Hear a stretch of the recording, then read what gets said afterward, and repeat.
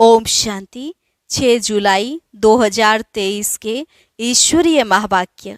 पहले एक नज़र मुरली के मुख्य पॉइंट्स पर। बाबा ने कहा, यह ज्ञान बड़ा गुह्य रमणीक है, मुश्किल किसकी बुद्धि में बैठता है।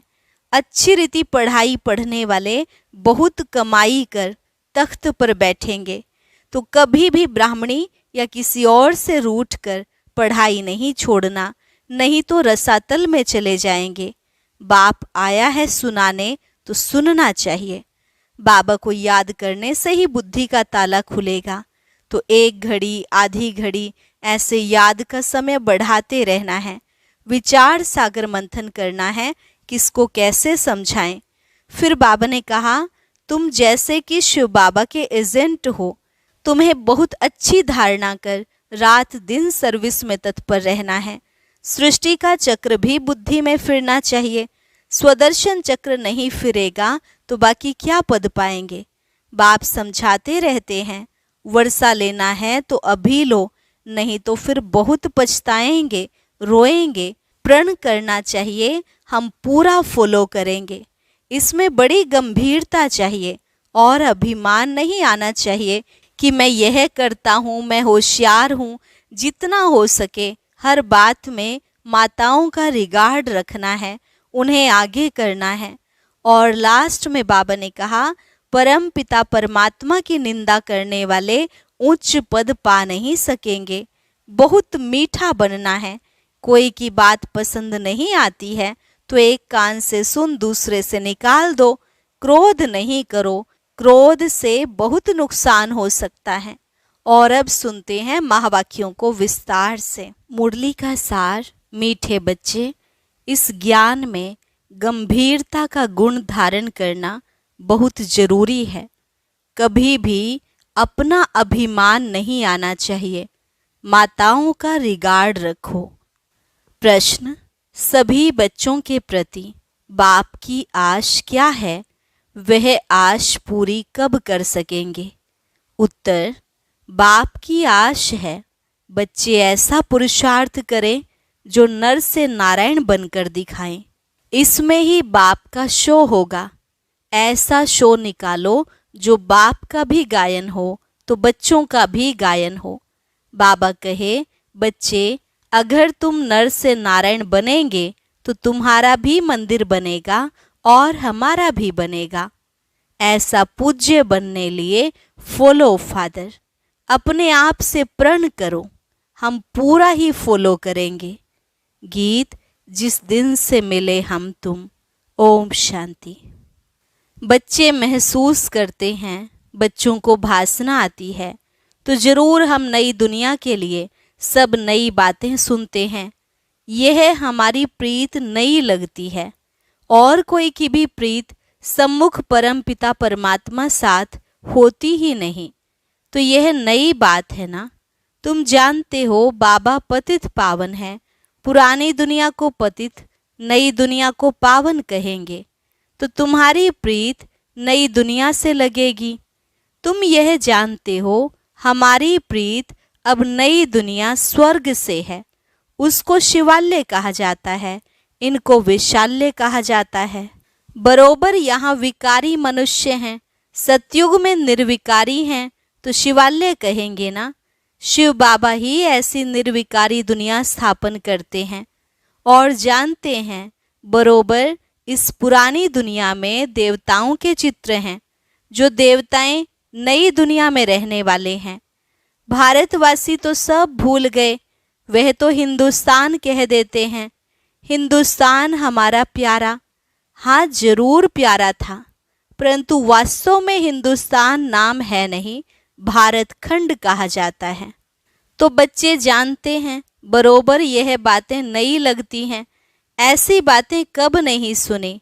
यह ज्ञान सारी दुनिया से निराला है। भारतवासियों के मंदिर भी बहुत हैं। क्रिश्चियन की एक ही चर्च होगी, फिर करके अलग अलग चर्च बनाएंगे। सतयुग में तो कोई मंदिर नहीं होता, क्योंकि चैतन्य देवताओं का राज्य चलता है। देवताएं शिवालय नई दुनिया में राज्य करते थे। तुम जानते हो अब हम नई दुनिया में जा रहे हैं। यह भी ख्याल कभी नहीं करना कि बाबा ने यह नया मकान बनाया है। वास्तव में पुरानी दुनिया में यह भी पुराना ही है। हमारी प्रीत अब नई दुनिया से लगी है।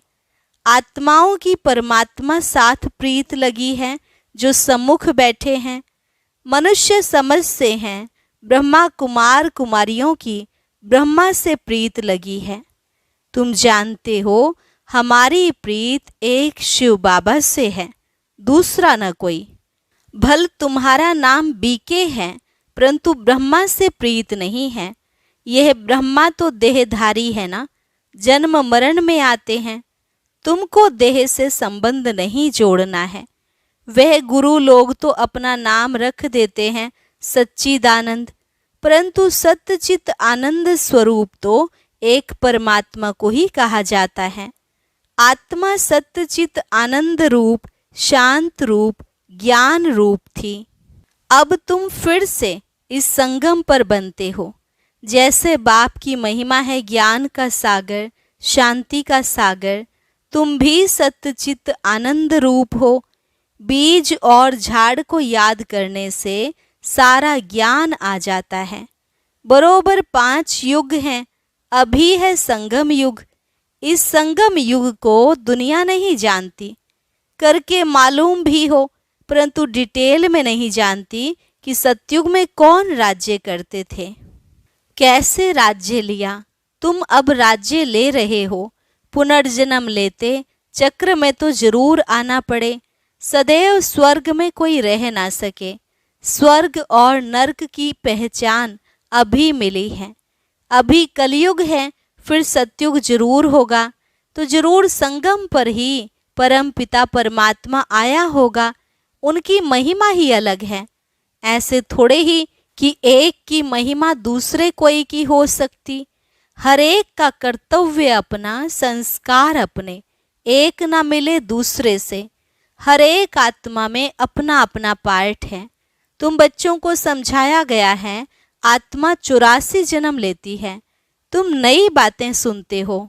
भगवानुवाच मैं राजयोग सिखाए तुमको राजाओं का राजा, अर्थात नर से नारायण, नारी से लक्ष्मी बनाता हूँ। बाबा पूछते भी हैं तुम सूर्यवंशी नारायण बनेंगे या चंद्रवंशी राम बनेंगे। कहते हैं बाबा एम ऑब्जेक्ट तो सूर्यवंशी बनने की है। नंबरवार तो होते हैं ना। बैरिस्टर कोई बहुत अच्छा, कोई हल्का होता है। कोई सर्जन तो लाखों रुपया कमाते, कोई बहुत थोड़ा कमाते। पढ़ाई पर मदार रहता है। तुम्हारे में भी कोई तो बहुत कमाई वाले बनेंगे, तख्त पर बैठेंगे। यह बड़ा बेहद का ईश्वरीय कॉलेज है। उन कॉलेजों में हद होती है, इतने पास होंगे। यह है बेहद का कॉलेज। तो तुम नई बातें सुनते हो।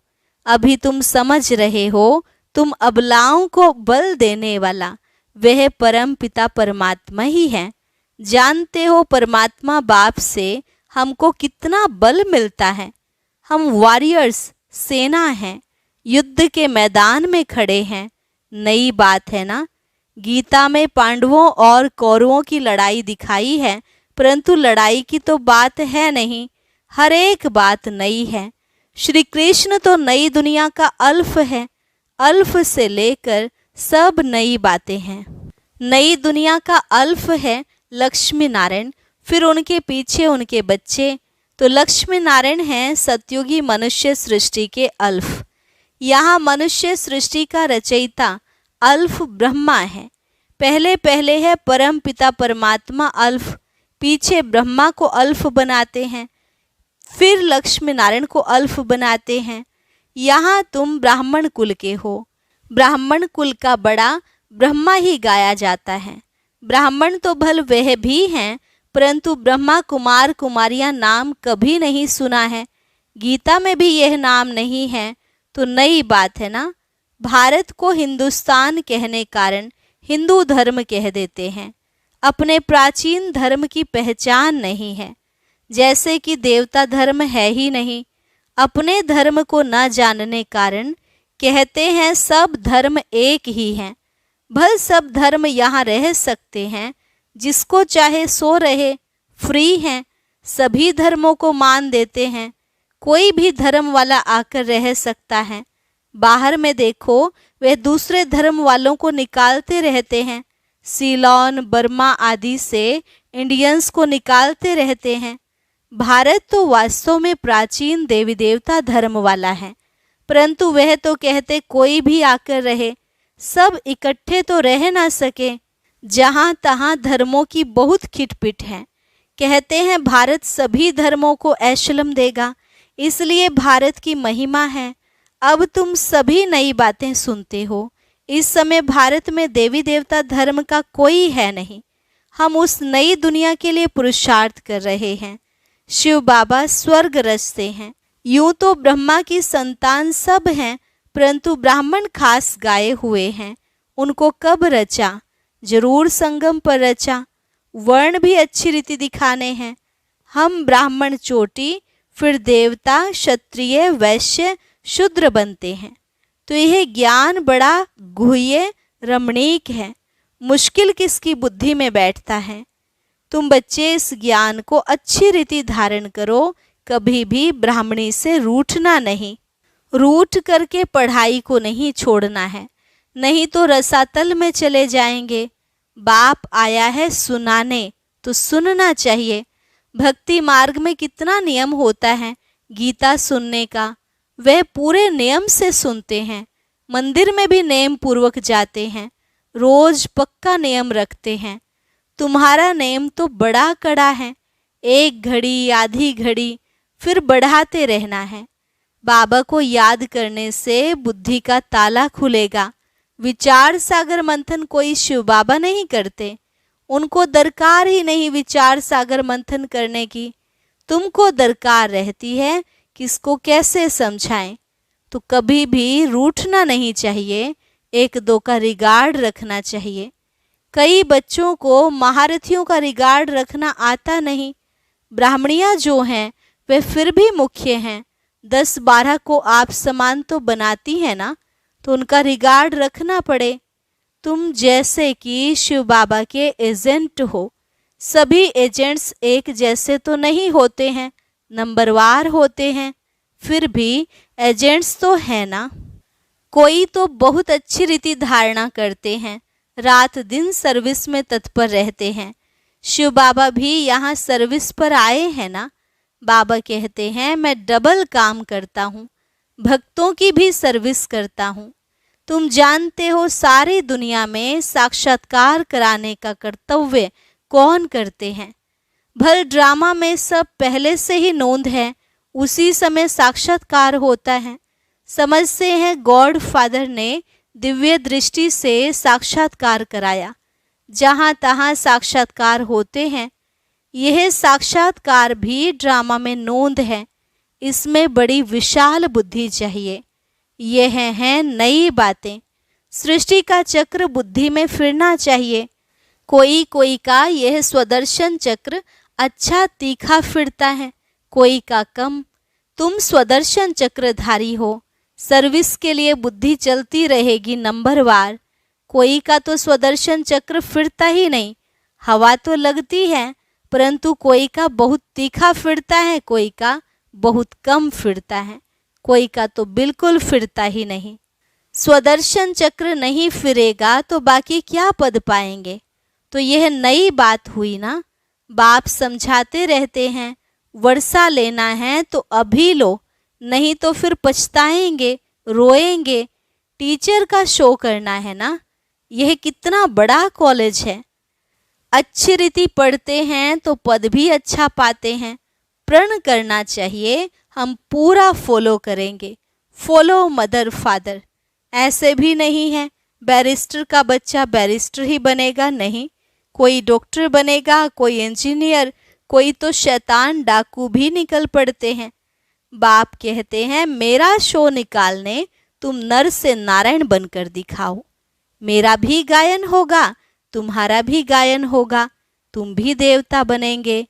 हमारा मंदिर बनेगा तो तुम्हारा भी बनेगा। मुख्य मंदिर होना चाहिए एक शिव बाबा का। फिर उनके साथ ब्रह्मा और बच्चे। दिलवाड़ा मंदिर में वैरायटी है ना, यही बड़े ते बड़ा यादगार है।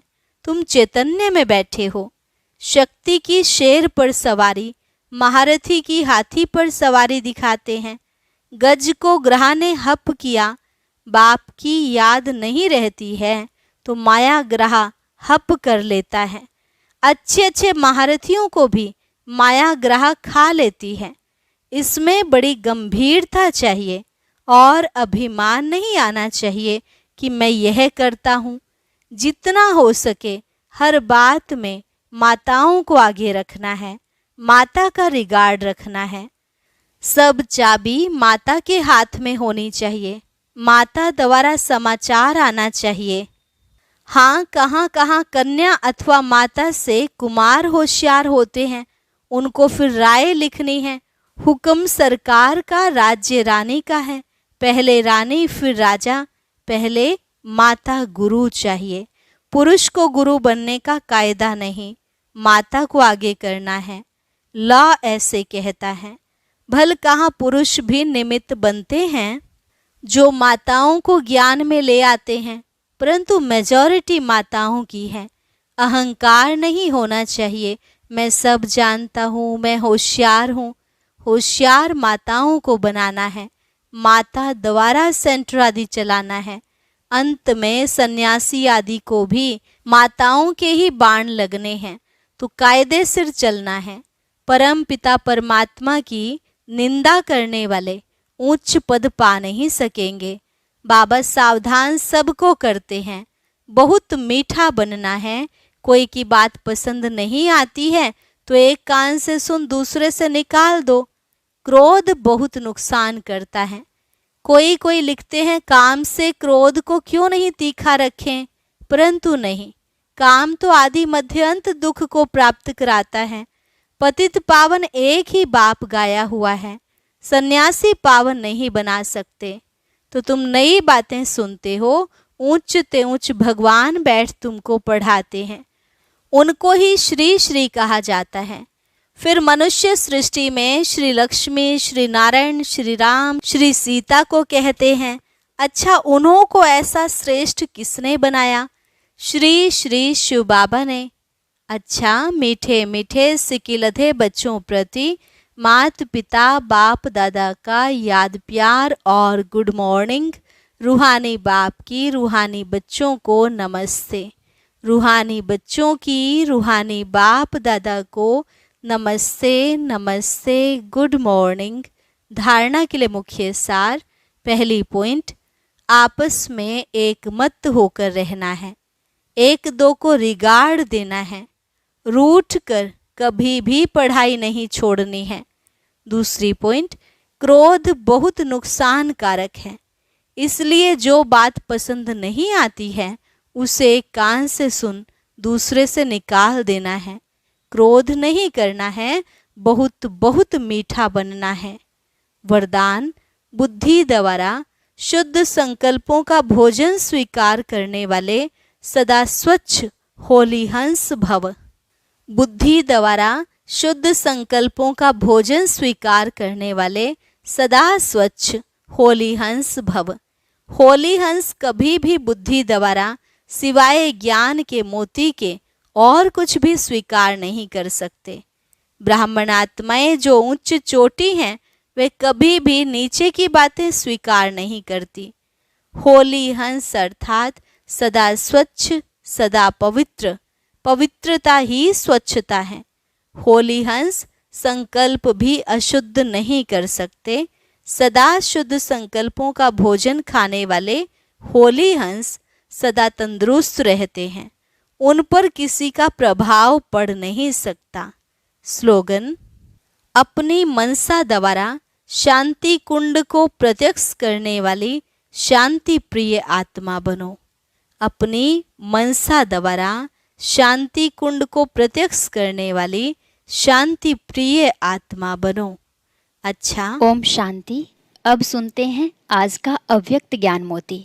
इसके लिए ऊपर दिए गए बॉक्स पर क्लिक करें।